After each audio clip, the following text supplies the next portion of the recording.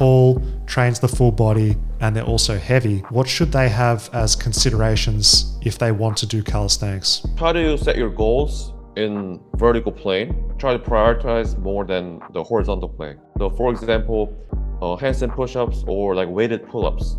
Usually taller people have not a big of an issue doing that, but if they're doing horizontal movements, let's say front lever planche or even iron cross, the taller you are, even if you're like a 1 or 2 centimeter taller, the rate of progress just decreased by so much, you won't be as frustrated. If you do see someone achieving advanced calisthenics levers, planches, and they're tall, they're probably just doing that or heavily prioritizing that. So if that is not something that is of interest to you, and I feel like most people want to do a few different things, then doing a predominantly bent style of training is better. So vertical pulls, pushes, horizontal pushes through full range, throwing in some weights in there. I think it's going to build a lot more success and be more enjoyable for the taller people as well. If you're really tall, I don't want to discourage you for doing calisthenics at all. I'm just saying realistically, try not to get your hopes up too much and make calisthenics journey as one of your fun process or fun journey to do, as opposed to saying, oh, I'm going to become the best at calisthenics, right? So there's also another good idea to mix up with weights. If you just do calisthenics, you're very, very disadvantaged.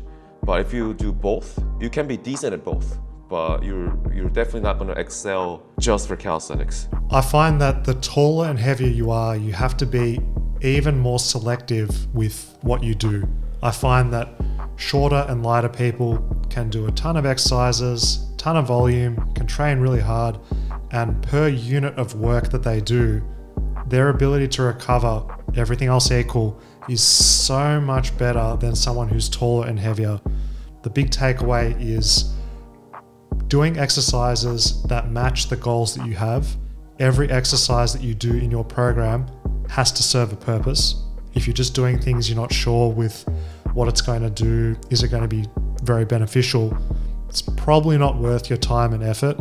And just as you said, Dan, there, just to reiterate, being realistic that it is going to take longer and just really getting a ton of joy from the process and those micro goals along the way, just celebrating going up a progression, holding it a bit longer. Don't get too focused on the end goal because it might never come, or it's going to take a really, really long time. So if you delay your satisfaction to a later point in time, you're robbing yourself of the joy of training calisthenics as someone who is tall and heavy.